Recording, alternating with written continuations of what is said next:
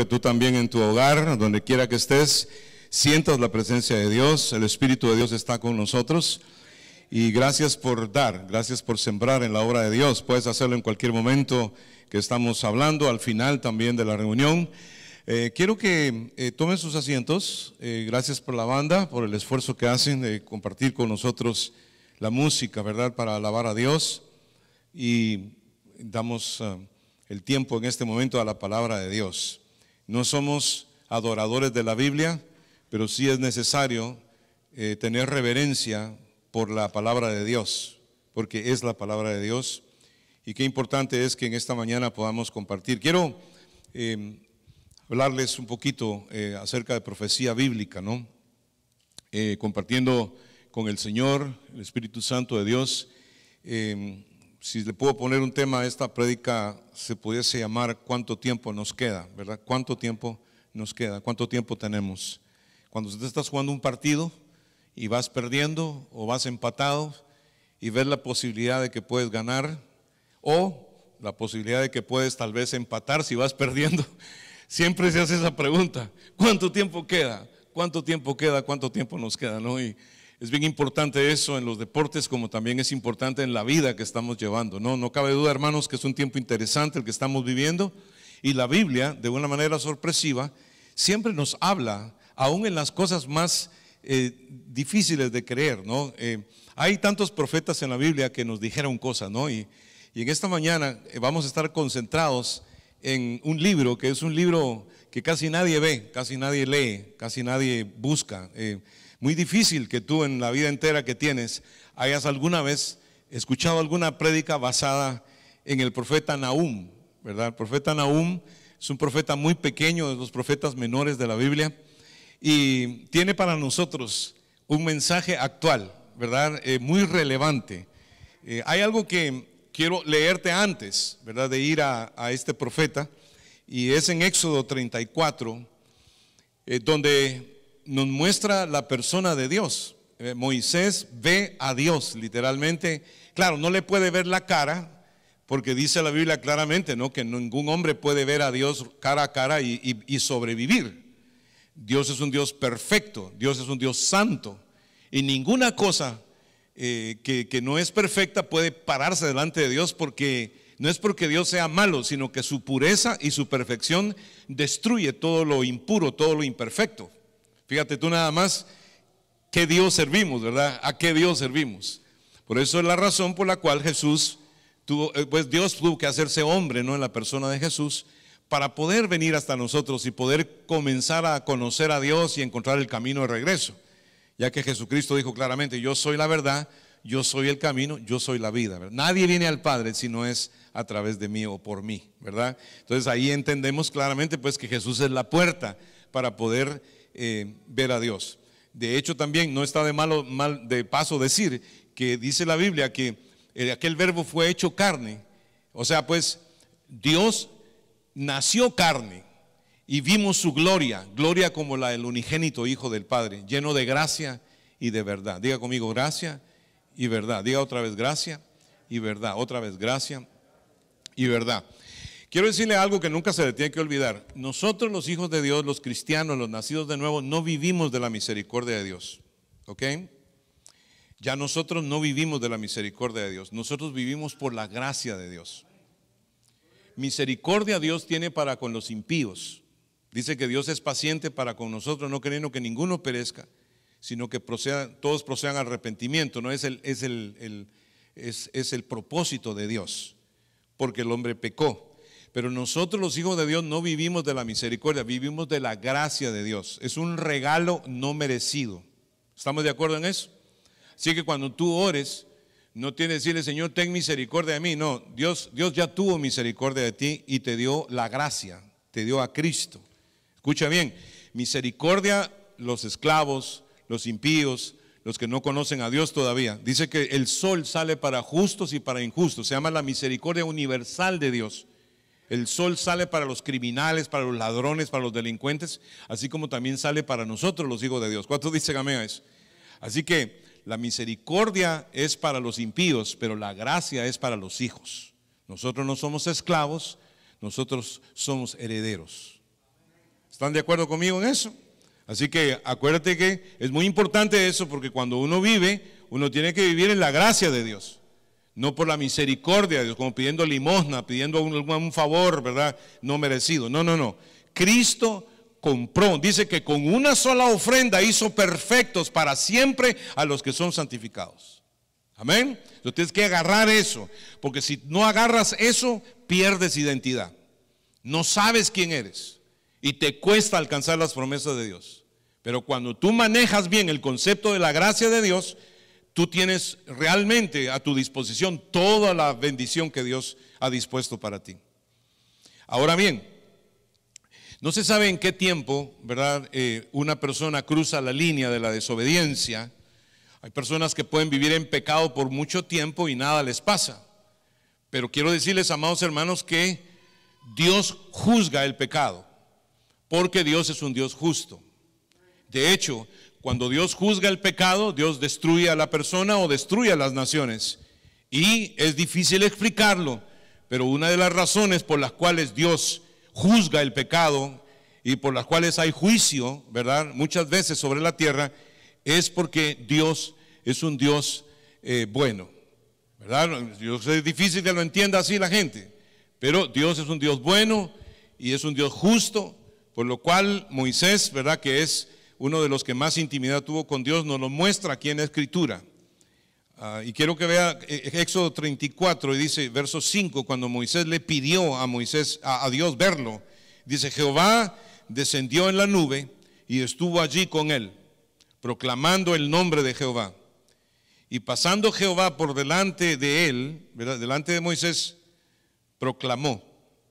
Moisés proclamó, Jehová, Jehová, fuerte, misericordioso y piadoso, tardo para la ira y grande en misericordia, que guarda misericordia a millares, que perdona la iniquidad, la rebelión y el pecado, ¿verdad? ¿Cuántos dan gloria a Dios por un Dios así? ¿Cuántos alaban un Dios así? Luego aquí viene el aspecto que no le gusta a nadie de Dios, ¿verdad? A nadie nos gusta este aspecto de Dios, pero que más sin embargo es parte de la persona de Dios, ¿verdad? Dice que visita la iniquidad de los padres sobre los hijos y sobre los hijos de los hijos hasta la tercera y cuarta generación, ¿verdad? Pero luego el verso 7 dice, otra vez, que guarda misericordia a millares, que perdona la iniquidad de la rebelión y el pecado, y que de ningún modo tendrá por inocente al malvado. Amén.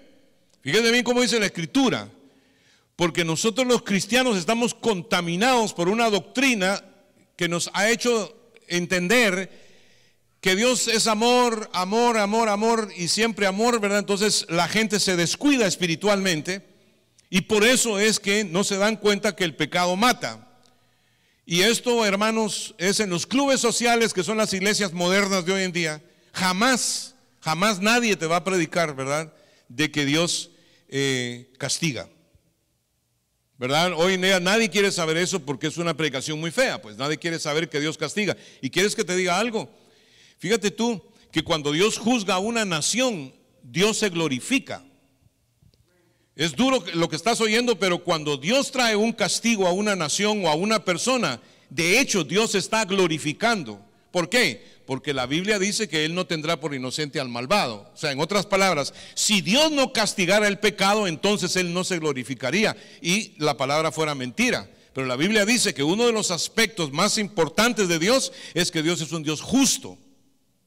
Por lo tanto, Él tiene que castigar el pecado. Entonces es importante ver esto porque nosotros queremos averiguar hoy cuánto tiempo nos queda, ¿verdad? Y para eso la introducción, entender que Dios es un Dios, ¿verdad?, que no va a tener por inocente al malvado. O sea, Dios es misericordioso, compasivo, Él proveyó salvación para la raza humana, Él mismo pagó por los pecados de la raza humana y lo único que tenemos que hacer nosotros es recibir esa salvación a través de Cristo. ¿Cuántos dicen amén a eso? ¿Verdad? O sea, pues que Dios es severo, Él castiga, pero al mismo tiempo Dios ha dado, ¿verdad?, un camino. Dios ha dado una respuesta, una solución. Habiendo dicho esto, hay algo que siempre me ha llamado la atención mucho en Lucas 18, Evangelio de Lucas capítulo 18 y verso 8, donde Jesús cuenta la parábola de acuerdo de aquel juez injusto, que una señora le pedía que por favor lo ayudara, que le hicieran justicia de los acreedores. Aparentemente esta mujer había perdido a su esposo, era una mujer viuda y básicamente los acreedores le habían quitado hasta los hijos, ya que en aquel tiempo, cuando uno estaba endeudado, ¿verdad? Si uno no podía pagar, sus hijos, su mujer podían ir en esclavitud, ¿verdad? Por eso era el tiempo del jubileo, la economía de Dios.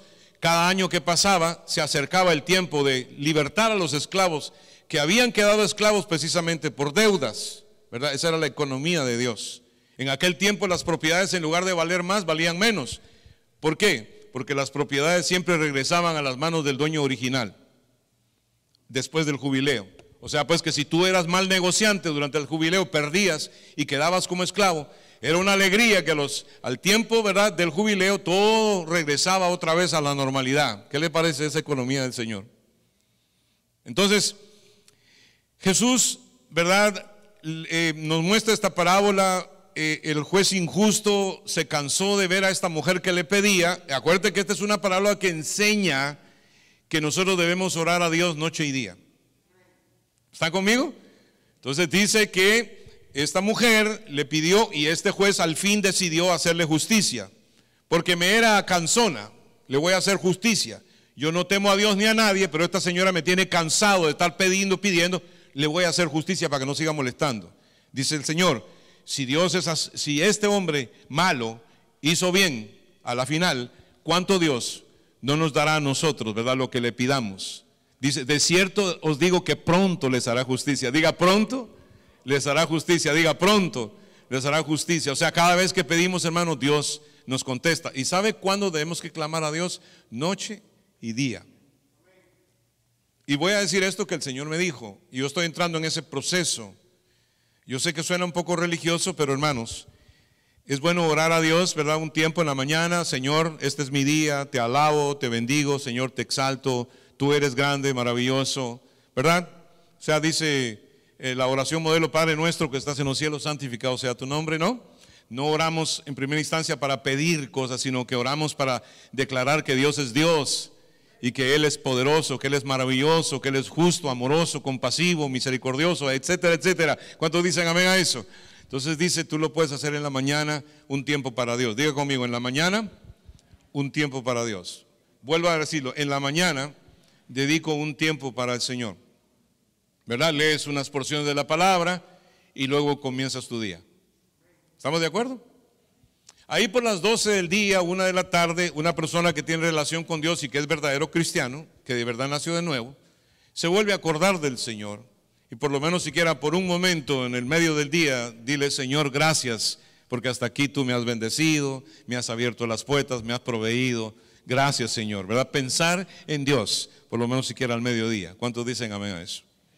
Y en la noche, si de verdad tú tienes relación con Dios, tú lo amas y Él vive en tu corazón, lo menos que puedes hacer es, antes de acostarte, darle gracias a Dios porque hiciste lo mejor que pudiste dentro de su voluntad y dentro de su palabra, ¿verdad? Y que ahora quieres decir lo siguiente: en paz me acostaré y así mismo dormiré, porque solo tú, Jehová, me haces vivir confiado.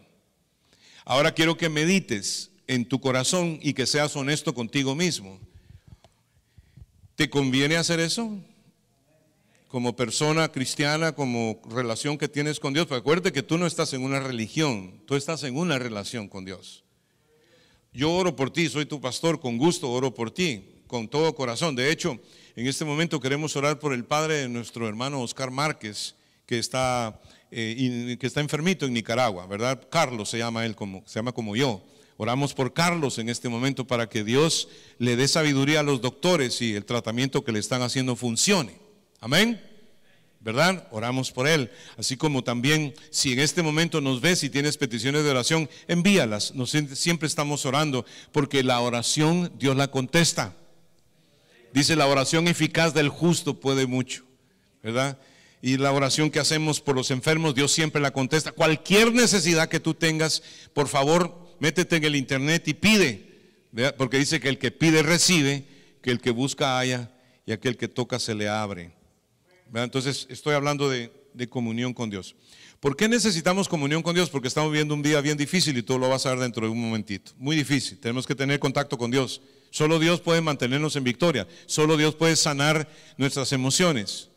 Solo el Señor puede sanar nuestras vidas, hermanos. Estamos viviendo una generación que está en decadencia, ¿verdad? Vamos a ver muchísimas cosas peores de las que vienen. A mí no me da pena ni vergüenza decirte lo que te estoy diciendo, porque yo no estoy aquí para alegrarte a ti, yo estoy aquí para advertirte a ti.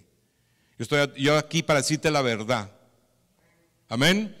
Nosotros somos como el atalaya lo ponían a vigilar, ¿verdad? Y si él podía advertir de que venía el enemigo, entonces su trabajo era bien hecho. Pero dice que la gente que eran centinelas en el tiempo antiguo, cuando se dormían y no avisaban que venía el enemigo venía y hacía daño, pero el atalaya perdía la vida. ¿Por qué? Por no haber hecho bien su trabajo. Entonces nosotros acá en realidad somos como una luz que alumbra en la oscuridad. Y verdad, nosotros estamos vigilando por tu alma. Nosotros los pastores tuyos, nosotros vigilamos por tu alma, que tú tengas comunión con Dios, que no te apartes del Señor, que no te alejes del Señor. ¿Por qué? Porque el tiempo que estamos viviendo es difícil y tú lo vas a ver y te vas a quedar sorprendido en esta mañana. Entonces, a la final de este pasaje, de esta parábola, Jesucristo dijo: de cierto, diga conmigo, de cierto os digo que pronto os hará justicia. Pero luego Jesús, de una manera loca, ¿verdad?, de una manera impredecible, brinca proféticamente hacia el futuro. Y de estar hablando con sus discípulos, pasa a darnos una palabra a nosotros. Ahí, hermano, en un momento impredecible, Jesús lanza esto y dice: pero cuando venga el Hijo del Hombre, ¿hallará fe en la tierra? Entonces, hermano, la Biblia es increíble, porque de que tú estás leyendo un pasaje que está sucediendo allá en Palestina, en un grupo de discípulos, etcétera, etcétera, de pronto la Biblia se abre para hablarte a ti directamente y te dice a ti: y si tú vives todo este tiempo que has vivido hasta ahora, y ha pasado más de 2000 años y Jesús no ha regresado, pero por lo que se ha dicho y por lo que se ha escrito y por lo que hemos predicado todo este tiempo, el día de hoy, hermano, ¿será que si Jesús regresa, encontraría a su pueblo creyendo? ¿O encontraría a su pueblo en la apatía o en el negativismo? Una pregunta interesante, ¿no? ¿Cómo la Biblia, verdad, brinca proféticamente? Porque ya no le está hablando a los discípulos, porque los discípulos iban a morir. Los que estamos vivos cuando venga Jesús somos nosotros. Dígame eso. Dice la Biblia que de un momento a otro, en un abrir y cerrar de ojos, se tocará la trompeta y los muertos en Cristo resucitarán primero. Luego nosotros, los que vivimos, seremos juntamente arrebatados con el Señor, ¿verdad? O con ellos, ¿verdad? Para recibir al Señor en el aire. O sea, ¿por qué? Porque el tiempo que estamos viviendo, hermano, es crítico.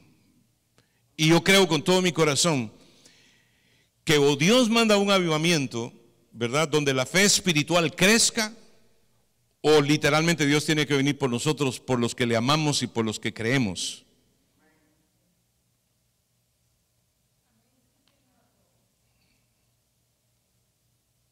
Fíjate tú nomás la incertidumbre y la inseguridad que vivimos. Si no te vacunas y te pega el virus, probablemente te enfermarás mucho, algunos morirán. ¿Sí o no? Entonces algunos vienen, ¿verdad?, y deciden vacunarse, ¿no? Pero la conspiración y la mentira, ¿no?, dicen no, porque no se vacunen, porque en la vacuna hay algo malo. ¿Sí o no? Y otros dicen, ¿verdad?, que ni te vacunes ni que te dé el virus, porque el virus fue diseñado por los chinos y ellos pueden de una manera científica esconder en el virus no solamente la enfermedad, sino consecuencias a corto, mediano y largo plazo. Entonces tú dices, ¿y qué hago entonces? Eso se llama un jaque mate ¿verdad? Porque tú sabes, en el tiempo antiguo, cuando las civilizaciones buscaban los lugares más estratégicos para posesionarse, ¿no? Y siempre se buscaban 2 desiertos y un río de protección, se hacían las murallas gigantes, ¿verdad? Y supuestamente ahí no iba a entrar el enemigo, ¿verdad?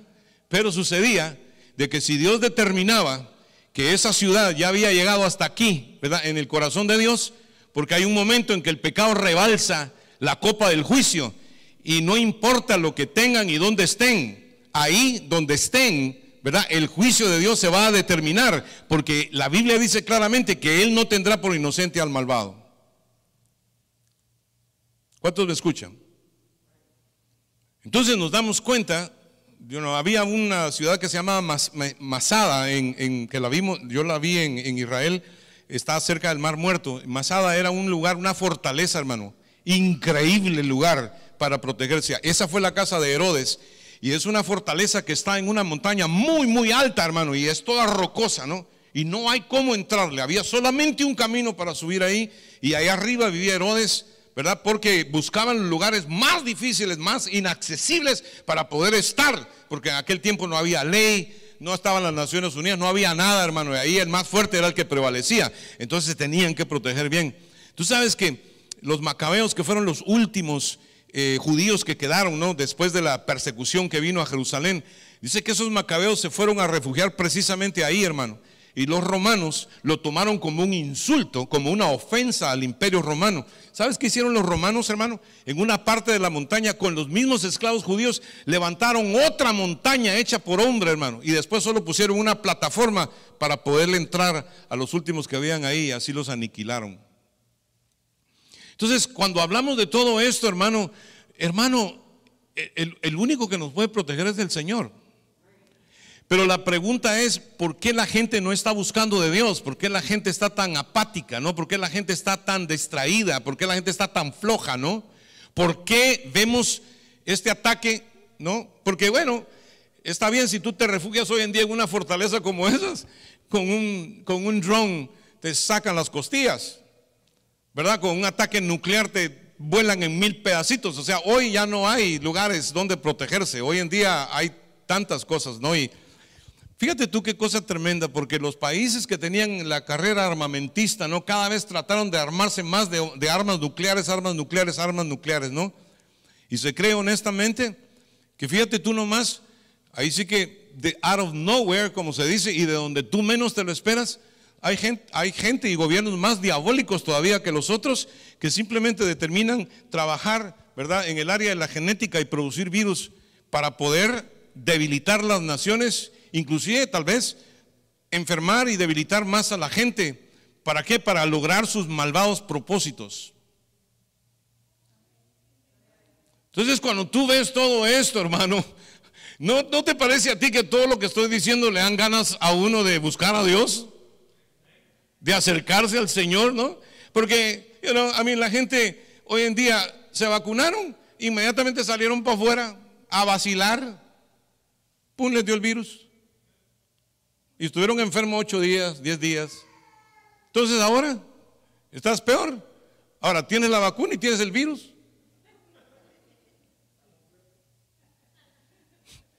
¿Estás entendiendo lo que te estoy diciendo? O sea, pues la pregunta es, ¿en qué confiamos, hermano? ¿En San Fauci? Y no, tenemos que comenzar a tener un poquito más de sentido común, hermano. Y si nosotros conocemos el cristianismo y estamos en el cristianismo, hoy tenemos que avivarnos, hermano, tenemos que ponernos las pilas. ¿Cuántos dicen gloria a Dios? Tenemos que entender que estamos viviendo un tiempo final, o estamos tan mal, hermano, que no podemos ni percibir que Dios nos está diciendo algo. No podemos ni percibir eso, estamos tan mal, hermano. La gente está tan desubicada y está tan apática. Mire, hermano, no hay civilización, que haya durado más de 200 años. Y eso está probado por la historia. Cualquiera que agarre un libro de historia y se pone a estudiarlo, se da cuenta que no hay civilización que dure más de 200 años. ¿Sabe por qué? Por el pecado. Y por el pecado o se destruyen solas las civilizaciones o Dios tiene que traer el juicio. ¿Por qué? Porque Dios es un Dios justo y tiene que castigar el pecado. ¿Qué les parece? No que deba castigar el pecado, no, sino que tiene que castigar el pecado, y la prueba de eso está en la palabra de Dios. Hoy, ¿verdad? De una manera casi, no sé, casi como incidente se puede decir. Vaya conmigo al profeta Nahum, que está antes de Miqueas, antes de Habacuc, un libro muy pequeño.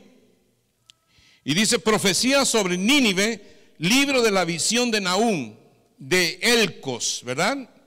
Alguna gente, los investigadores, tratan de averiguar un poquito acerca del profeta Nahum. Y se sabe que Nahum profetiza 220 años antes de Cristo o 633 años antes de Cristo, ¿verdad? Más o menos por ahí lo puedes ubicar. Ya se sabe también por los historiadores que este profeta Nahum predicó más o menos, o dio esta profecía más o menos como 100 o 150 años después de Jonás, del profeta Jonás. Fíjate bien que aquí tienen metido el libro de Miqueas, ¿verdad? Entre Jonás y Nahum está Miqueas. Preferiblemente sería mejor tener a Nahum a la par de Jonás, porque los dos profetizaron a Nínive, capital de Siria, del imperio sirio, ¿verdad? Del imperio asirio. Acuérdense bien que estas son civilizaciones que han existido. ¿Cuántos están conmigo hasta este momento? Mire, estuvo el imperio babilónico, estuvo el imperio medo-persa, estuvieron el imperio romano, ¿verdad? Y así han habido varios imperios en la historia de la humanidad, el imperio griego también, y todos tienen la misma característica. Ninguno de ellos duró más de 200 años, ¿verdad? ¿Cuántos años tiene Estados Unidos de existir? 200. Nosotros, Estados Unidos, la edad de Estados Unidos es 200 y algo de años. Yo me acuerdo que fue el aniversario de los 200 años hace un tiempo atrás. Pero nosotros estamos, este país, esta civilización, como la conoces, y cuando hablamos de América, literalmente hablamos de América, hermano, amén. Estamos hablando de Canadá, de Estados Unidos, de México, de Centroamérica y de Suramérica, ¿verdad? Eso en realidad es América. ¿Por qué? Porque esta es la civilización que Dios ha permitido que surja, ¿verdad? Que surgió esta civilización. Y es una civilización que surgió, ¿están conmigo todavía? Porque buscó a Dios. Acuérdate que Estados Unidos se independiza de Inglaterra, ¿sí? Así como también, ¿verdad? Inglaterra pues ya tuvo su tiempo. Inglaterra fue un imperio, ¿verdad? Inglaterra llegó a ser un imperio más importante del mundo. No sé si sabían, pero Jerusalén o Israel se independiza de Inglaterra. Inglaterra es quien le da el pase para que pudiese ser nación de nuevo en 1948. Así era de importante. Inglaterra fue una gran nación cristiana, hermanos. En el tiempo de John Wesley, los hermanos Wesley, básicamente Inglaterra era potencia mundial. Tú vas a Inglaterra ahora y da tristeza ver todo lo que quedó, ¿no? Y dónde están, ¿no? Moralmente hablando. Porque tres cosas caracterizan a los imperios que van a caer. Número uno, el alcoholismo. Número dos, la inmoralidad sexual. Y número tres, la exageración o la idolatría por el arte, específicamente el canto. Qué raro, ¿no? Es raro, pero así es. Y creo que el canto, la música, el diablo la usa porque es un arma muy importante para manejar el alma de las personas, los sentimientos y las emociones. Me impresiona mucho ver que en el programa The Voice, ¿verdad? Que se ve en la televisión, la mayoría de cantantes que van al The Voice son de iglesia. Son muchachos y muchachos que Dios les dio talento para cantar en la iglesia, pero como es una civilización que está en decadencia, entonces se usa el talento que Dios les dio para poder popularizarlo, ¿verdad? Y poder de alguna manera lucrar con el talento que Dios nos dio. American Idol se quedó atrás, pero estoy hablando en serio. No, por favor, no me bajes la onda. ¿Me estás escuchando? Porque te estoy diciendo que tiene mucho que ver la idolatría del talento de las personas con la decadencia de una nación. Fíjate tú que hasta la iglesia evangélica cristiana decayó, porque antes, por ejemplo, los evangelistas como Billy Graham iban a un estadio, el estadio se llenaba, la gente quería oír el evangelio.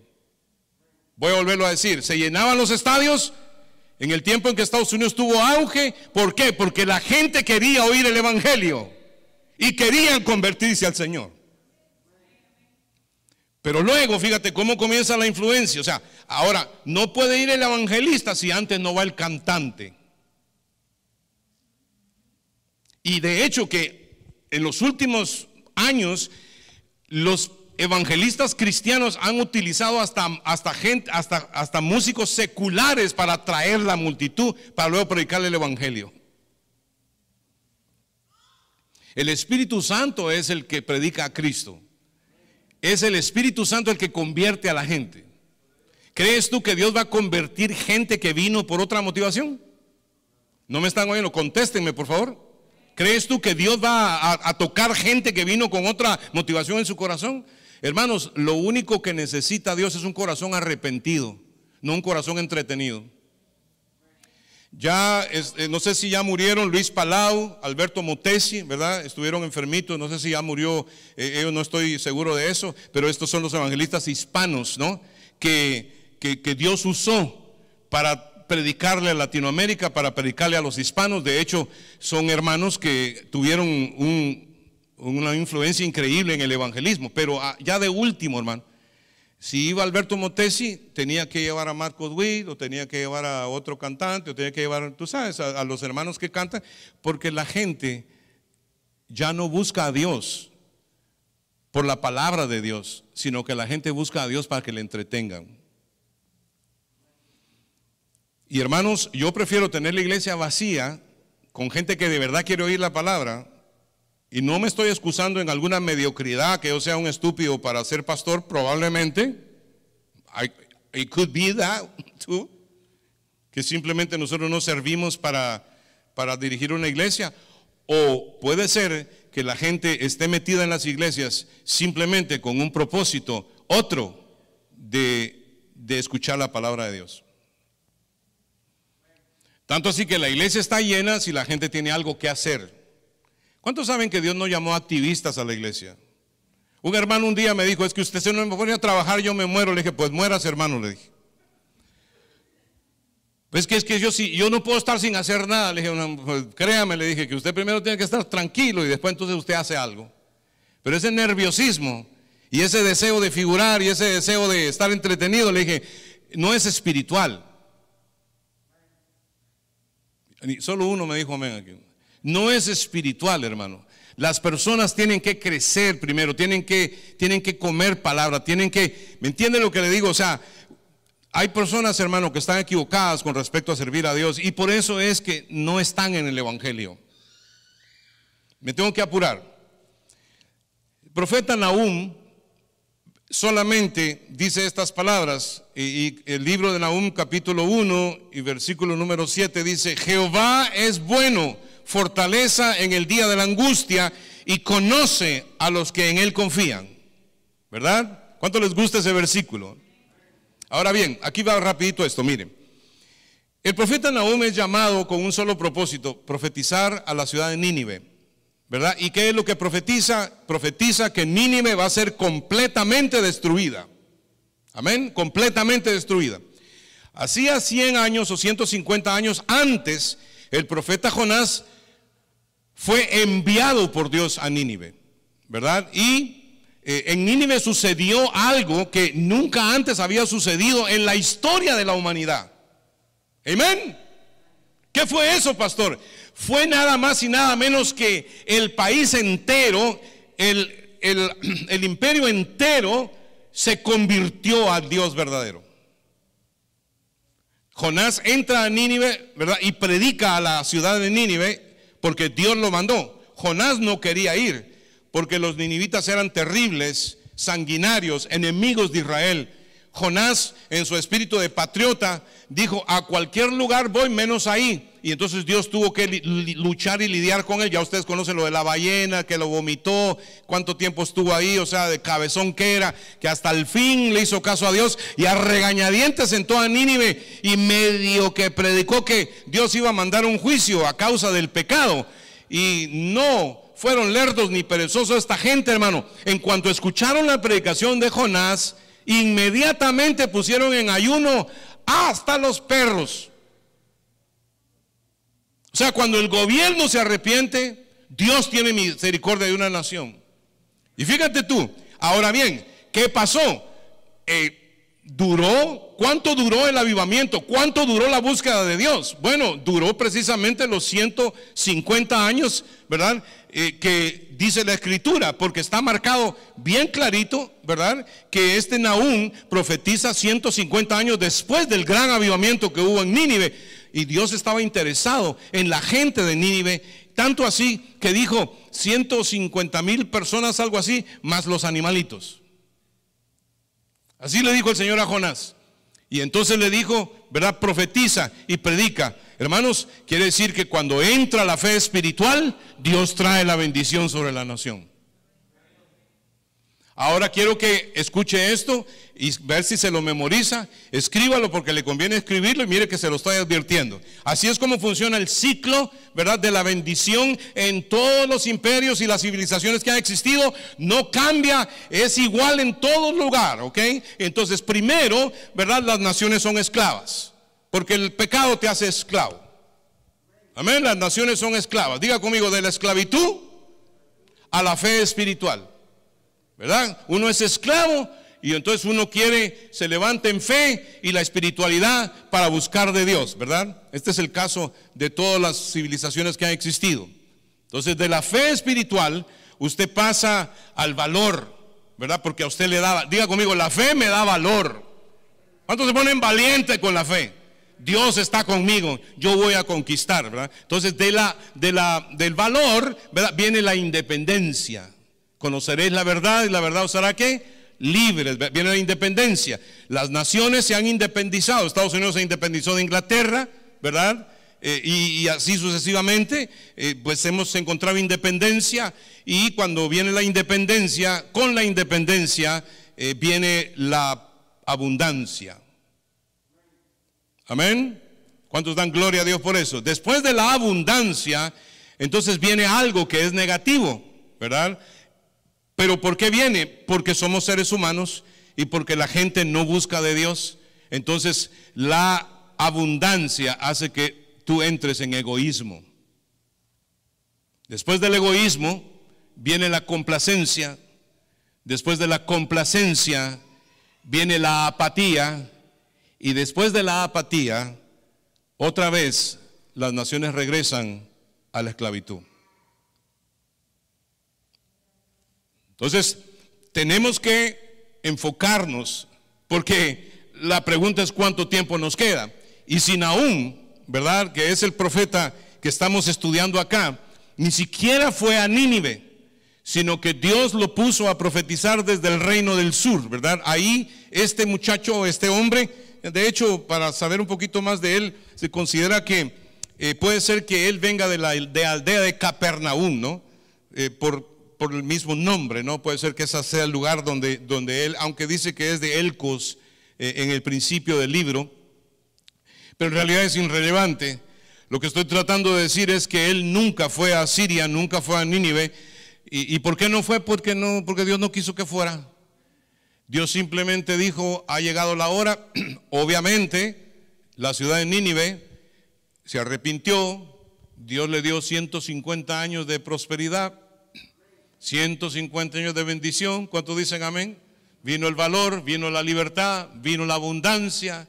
Pero junto con todo eso, por el ciclo humano, ¿viste? Viene el egoísmo. Después del egoísmo viene la complacencia. Después de la complacencia viene la apatía. Y después de la apatía viene la esclavitud de nuevo. O sea, pues que ese es el ciclo que marca todas las civilizaciones que han existido. Y yo creo que es importante que nosotros, ¿verdad?, le pongamos atención, ¿cierto o no? Mi pregunta ahora es, analizando, y como Nahum es un profeta menor que no parece muy relevante y ustedes quizá nunca lo habían leído, nunca lo habían visto, no le habían puesto atención, pero ¿no creen ustedes que nos está hablando Dios ahora mismo a través de este pequeño libro? ¿Verdad que es impactante la escritura? ¿Verdad que es impresionante cómo Dios habla? Hay algo que sucede acá en el verso número 12 de capítulo 1 de Nahum, quiero que lo lea conmigo.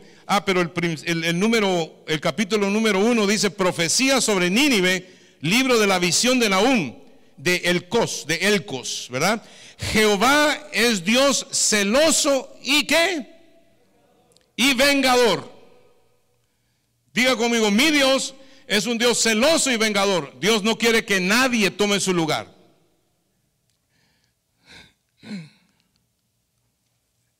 Particularmente, alguien dijo por ahí, dice, mi esposo no es muy celoso, ¿verdad? Entonces, eso es malo, porque es bueno que tu esposo sea celoso, es bueno que tu esposa sea celosa, porque eso quiere decir que te quiere solo a ti, que no quiere compartirte con nadie más. Amén. Mucha gente dice, no, dice, mi mujer no es celosa, a lo mejor no te quiere. ¿Me entiendes? O sea, hay que ver las cosas de la perspectiva correcta. Pero estoy diciendo esto porque Dios es celoso y Él no te quiere compartir con nadie. Celoso y vengador es su característica. Yo sé que no todo el mundo está dispuesto a ver a Dios de esta manera, pero Él lo dice. No tendrás dioses ajenos delante de mí. No te inclinarás ante ellos ni las honrarás, porque yo soy tu Dios celoso, que visito la maldad de las generaciones que me aborrecen y que practican estas cosas. Dice, por eso vendrá sobre ti, dice, maldición sobre la primera, segunda, tercera y hasta la cuarta generación de los que me aborrecen. Entonces, esa es la razón por la cual Dios está juzgando a Nínive, porque la bendijo, la salvó, la redimió. Se conoció en Nínive al Dios verdadero y el evangelio, porque aunque Cristo no había venido, cuando una nación se convertía al Dios verdadero, entendía que un día el Mesías iba a venir y iba a pagar por los pecados de la humanidad. ¿Cuántos entienden eso? Como lo entendía Israel. O sea, así mismo lo entendía las naciones que se convertían al Dios verdadero, porque siempre el evangelio está involucrado. ¿Cuántos dicen amén a eso? Entonces, hoy que nosotros tenemos el evangelio, hemos visto cómo el evangelio le hace bien a las naciones. Ahora, el análisis lo tenemos que hacer nosotros juntos. ¿En qué etapa cree usted que está Estados Unidos? ¿Está en la etapa de la abundancia o está en la etapa del egoísmo? La respuesta la encuentras en los políticos, la respuesta la encuentras en lo que se hace y lo que se decide. Alguien me dijo por ahí, 400 pesos me dan cada 3 meses del médico. Me dijo, lo tengo que gastar en algo. Así, ¿en qué puedes comprar? Unos cepillos chinos y un montón de cosas raras que no sirven para nada. No, y sí, hay que comprarlo. Hermano, a esa velocidad, no es verdad que hay un egoísmo de madre y que en lugar de disfrutar la abundancia que Dios nos ha dado, lo que la gente está haciendo es robando con todas las fuerzas. Entonces mi pregunta es, ¿quién puede sostener un gobierno, verdad, que le da de todo a la gente, así como que despilfarrando la plata? Y cuánta estafa en Medicaid, y lo peor de todo es que la mayoría viene de la zona donde vivimos nosotros. Y yo no digo gloria a Dios por los programas, ninguna nación como esta, diga gloria al Señor, hermano, donde, hermano, por cosita de nada te ayudan. Es una bendición esta nación. ¿Cuántos dicen amén a eso? Mas sin embargo debemos entender, hermano, que, óyeme, ¿de dónde vamos a sacar la plata para costear todo eso? Entonces yo pienso que ya estamos en la etapa del egoísmo. ¿Qué les parece la etapa de la complacencia? Todo el mundo está aplastado y nadie quiere hacer nada. ¿Será que estamos en la etapa de la complacencia ahora? Que dice que no, pues hasta septiembre no trabajo. O sea, si tú eres cristiano, ese será tu corazón, porque Dios te está hablando. Dios nos está hablando, hermanos. ¿Cuántos dicen? Pues nosotros somos pueblo de Dios. Porque fíjate tú que a pesar del juicio que viene sobre Nínive, este versículo 1:7 dice, Jehová es bueno, fortaleza en el tiempo de la angustia y conoce a los que en él confían. Y a su nombre. Porque, hermano, aunque sea removido el cielo y la tierra, hermano, Dios guarda a su pueblo. No importa los juicios que vengan sobre las naciones, pero de que viene candela, viene candela. Y Dios nos va a guardar. Pero lo que tenemos que hacer es entender en qué tiempo estamos viviendo realmente. O sea, ¿qué les hago la pregunta? ¿Será que ya pasamos de la complacencia a la apatía? ¿Qué dicen ustedes? Algunas naciones muestran apatía, hermano, no se interesa, les da lo mismo una cosa que otra. Ven que sus naciones se están corrompiendo, que la cosa cada vez está peor, hermano. Y lo que la gente hace, bueno, la indiferencia, pues bueno, tú sabes, a ver qué. Hermano, lo peor de todo es que después de la apatía viene otra vez la esclavitud. Y si no fue un desastre natural, hermano, que destruyó naciones como por ejemplo Sodoma y Gomorra, ¿no? Que dicho sea de paso, ustedes saben muy bien que fueron los ángeles que destruyeron Sodoma y Gomorra con fuego que descendió del cielo, hermano. Y hasta ahora esas ciudades aparentemente están en el fondo del mar muerto, hermano. Por eso es que hay tanto azufre y hay tanto sedimento y tantos minerales ahí, que verdaderamente eso quedó totalmente improductivo, hermano. Se considera que esas ciudades están debajo del mar muerto. Hermano, si Dios usa los desastres naturales, hermano, también Dios puede usar a otras naciones, porque mire, se cree que este Nahum fue contemporáneo de Miqueas, por eso está a la par de Miqueas, y que Miqueas es contemporáneo de Isaías. Se cree entonces que Nahum estaba vivo cuando Sennacherib, ¿verdad?, vino y conquistó, ¿verdad?, y atacaba, ¿verdad?, al rey Ezequías. Y por eso viene la profecía que Nahum dicta. Y básicamente la profecía es contra los sirios, contra Nínive, ¿verdad? Porque eran la tortura del pueblo de Dios. En todo tiempo lo fue. Fíjese usted, entonces Dios tiene misericordia de todas las naciones. Dios trata con todos los individuos, con todas las personas. Dios no hace acepción de nación, de color ni de persona. Pero lo que estoy tratando de decir, hermanos, es que Él no tendrá por inocente al malvado. Y tarde o temprano los juicios de Dios van a caer. Yo sé que sueno como un profeta de esos raros, ¿verdad? No me van a invitar a predicar a ningún lado. Pero a mí no me interesa que me inviten, honestamente.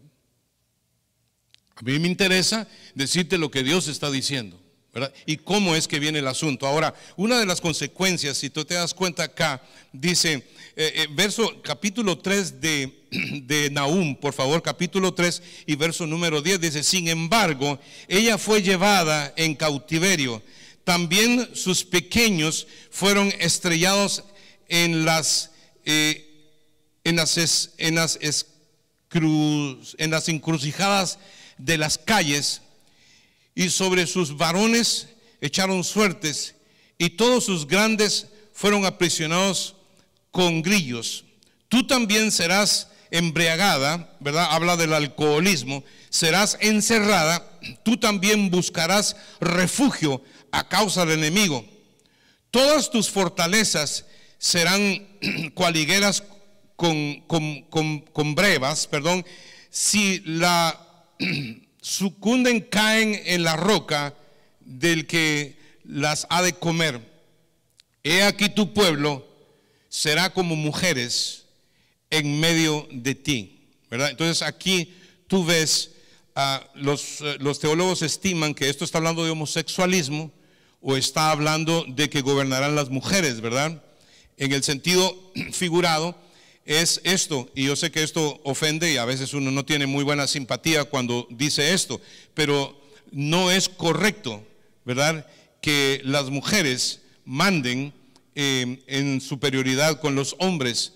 Y yo no estoy diciendo que las mujeres no son capaces, ¿verdad?, pero es interesante que hay veces el gobierno está en manos de mujeres o homosexuales, porque esto es lo que está diciendo acá. Dice, lo vuelvo a repetir: he aquí que tu pueblo será como mujeres en medio de ti.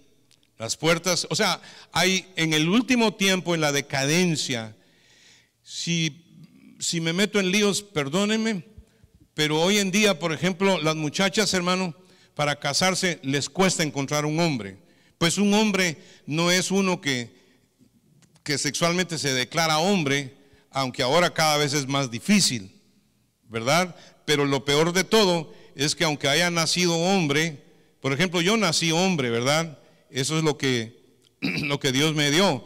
Pero no llegué a ser verdaderamente un hombre, sino hasta que tenía como 35, 38 años, cuando me di cuenta que mi trabajo era proveer, proteger y sustentar a mi esposa, así como también ser un buen padre para mis dos hijas, ¿no? A mí literalmente me costó toda esa época convertirme realmente en un hombre.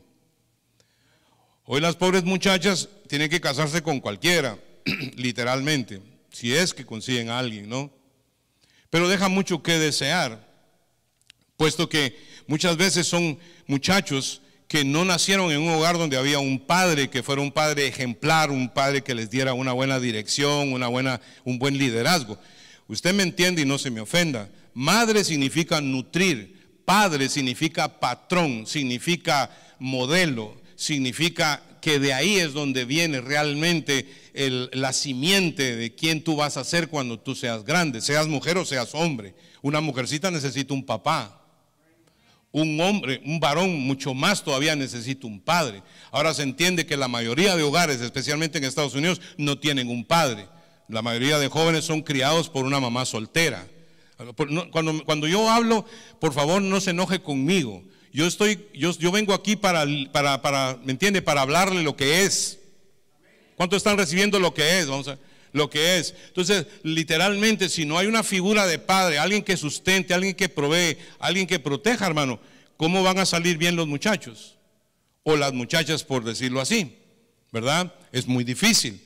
De hecho, les digo, la verdad es que hoy en día, para que una persona llegue realmente a entender lo que significa la paternidad, lleva bastante trabajo. Lo que estoy tratando de decir es que nuestra sociedad tiene muchos hombres que la mayoría se comportan como mujeres.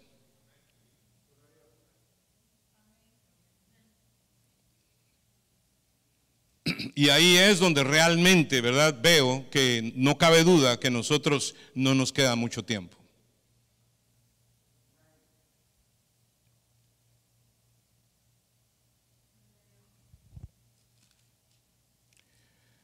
El terminar del libro de Nahum dice: no hay medicina para tu quebradura. O sea, hay un momento, mire pues, y nadie puede determinar cuál es ese momento. Pero hay un momento, hermanos, en que la persona cruza una línea donde ya no hay camino de regreso atrás. Y estoy hablando del pecado. Hay un momento, hermanos, en que hay una línea trazada. Y si usted cruza esa línea, hermano, ya no hay camino de regreso para sanidad. Y entonces Dios tiene que traer juicio. Yo sé que este es un momento bastante fuerte de la predicación, pero es así. Nahum ni siquiera fue a Nínive, sino que solamente dio la profecía y efectivamente esta ciudad fue destruida completamente. No quedó nada. Esto no existe más. Es ruinas para siempre. Entonces dice uno: wow, ¿será que Dios es un Dios así? Cosa más difícil de entender no hay, hermanos, en el Evangelio. Que Dios es un Dios justo. Y Dios no tendrá por inocente al malvado. Creo que es la única predicación, discúlpeme, es la única predicación, si es que la quiere recibir. Porque lo que pasa es lo siguiente: hay personas que tienen la habilidad de manejar lo que Dios les está diciendo, y hay personas que no les interesa.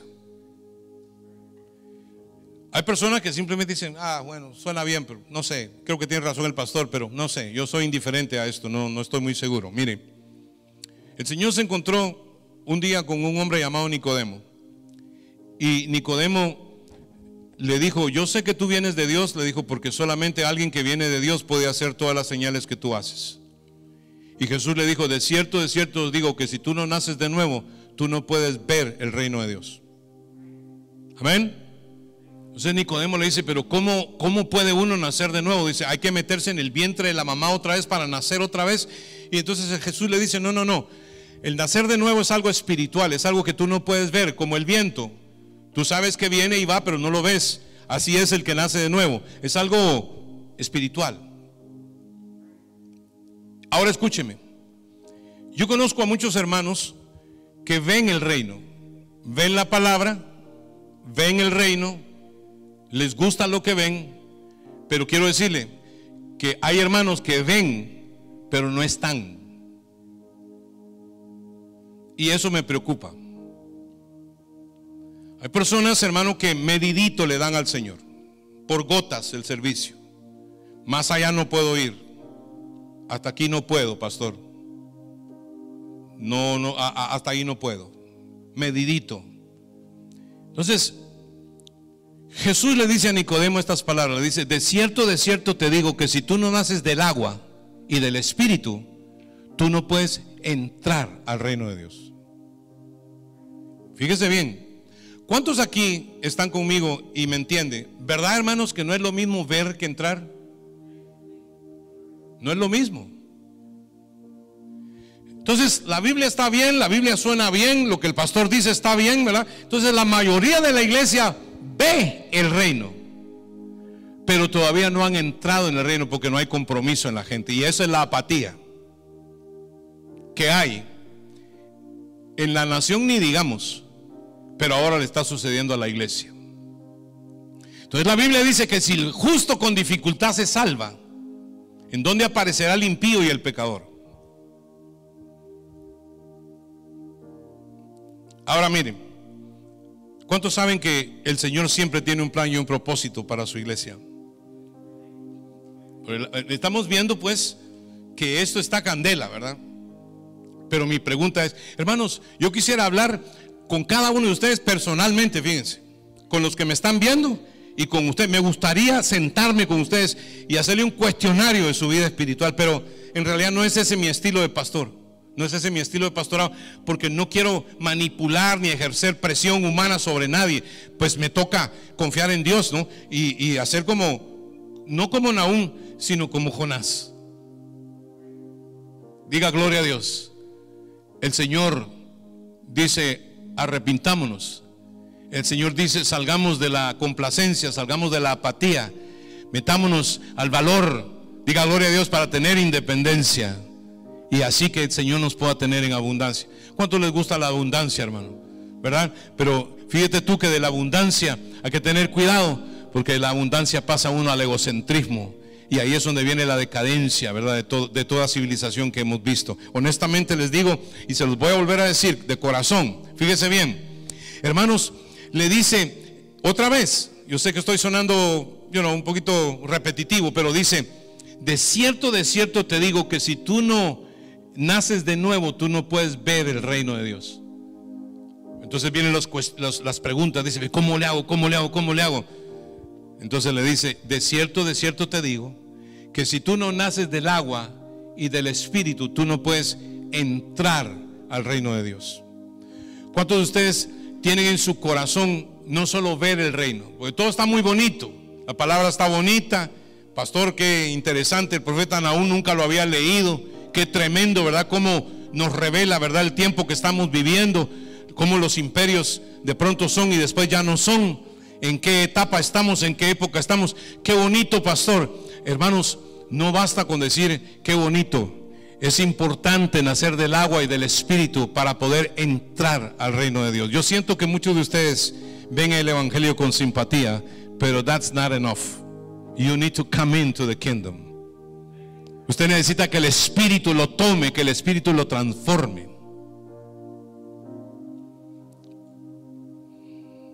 Voy a volverlo a decir, hermano. La razón por la cual el derecho sale torcido es porque en el Congreso la mayoría de leyes se hacen por gente que está borracha.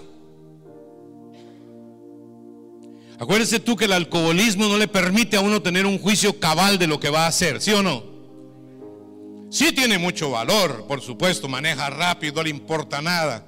Dicen los psicólogos que para que una persona, ¿verdad?, vuelva a ser persona normal, que no tiene que necesitar alcohol para poder ser feliz, que no tiene necesidad de sustancias químicas para poderse conducir. Dios nos ha llamado a que seamos libres, que seamos sanos, hermanos. Y a su nombre. Quiero que vaya conmigo Romanos 8, aquí terminamos. Solamente estoy diciendo características de un imperio que va a caer, y todos tenemos culpa de eso. Es el alcoholismo, la homosexualidad, el problema de la perversión sexual y la idolatría, ¿no? Por los cantantes y por los artistas. Importante que nosotros veamos en dónde estamos en este día. Y dice la Escritura en Romanos 8 de la siguiente manera,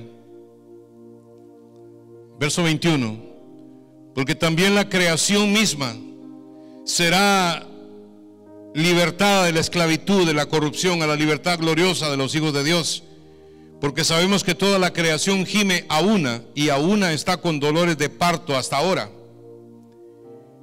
¿verdad? O sea, este año es un año difícil, ¿verdad? Por todo. Tenemos que acercarnos a Dios. Mire, no le voy a decir ni qué tan difícil va a ser. Solamente le digo, agárrese del Señor. No se descuide del Señor. Le voy a decir algo más. Ore en la mañana, ore a mediodía y ore en la noche. Quiere preservar su comunión con Dios y que Dios le hable y le guíe. ¿Cuántos quieren que Dios le hable y le guíe? Hermanos, Dios nos puede hablar en cualquier momento acerca de qué hacer, cómo hacer, ¿verdad? No tenemos que vivir en temor, no tenemos que vivir en incertidumbre. Lo que tenemos que hacer es acercarnos. ¿Están conmigo, hermanos, o no? Miren que me voy a bajar aquí, porque cuando me bajo aquí quiero que me ponga atención. Perdone que lo manipule de esta manera, pero necesito hacerlo. Mire, yo predico esta predicación no para que usted se asuste, se vaya de aquí asustado. Yo predico este tipo de mensaje para que usted se acerque a Dios, para que usted se interese por las cosas de Dios. Porque si usted busca a Dios, hermano, Dios lo protege. Mire lo que dice ahí: Dios misericordioso, dice, Dios que protege en el tiempo de la angustia. Él no va a abandonar a los que son suyos. De eso se trata, que el Señor esté con nosotros, ¿verdad? Para que podamos resistir, para que podamos pasar el tiempo y para que la iglesia permanezca. Dios es un Dios, hermanos, que nos está hablando clarito en esta mañana. Mira lo que dice acá. Dice, y no solo ella, no solo la creación, ¿no? Acuérdate que el sistema ecológico, por ejemplo, es un problema. O sea, tenemos desastres de todo tipo, juicios de todo tipo.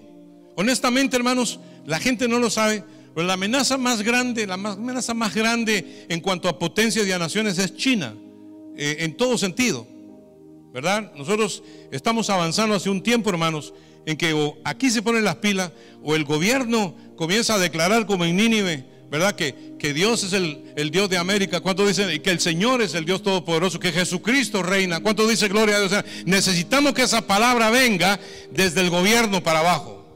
Y necesitamos que esa palabra comience en tu casa y en tu familia. Que podamos orar a Dios, confiar en Dios, depender de Dios. ¿Cuántos creen que Dios puede darle a Estados Unidos otros 100 años de bendición y prosperidad? Dios puede hacerlo, pero tiene que haber arrepentimiento. Tenemos que salir de la apatía. Tenemos que poner nuestra confianza en el Señor en todo sentido. Muy importante eso. Entonces dice así: porque en esperanza fuimos salvos.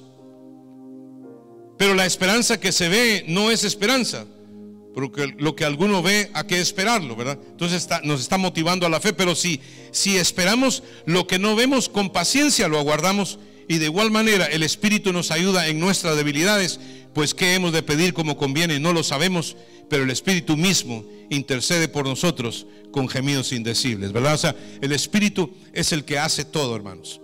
La palabra está muy bonita, vemos el reino, necesitamos entrar en el reino. Vamos a ponernos de pie.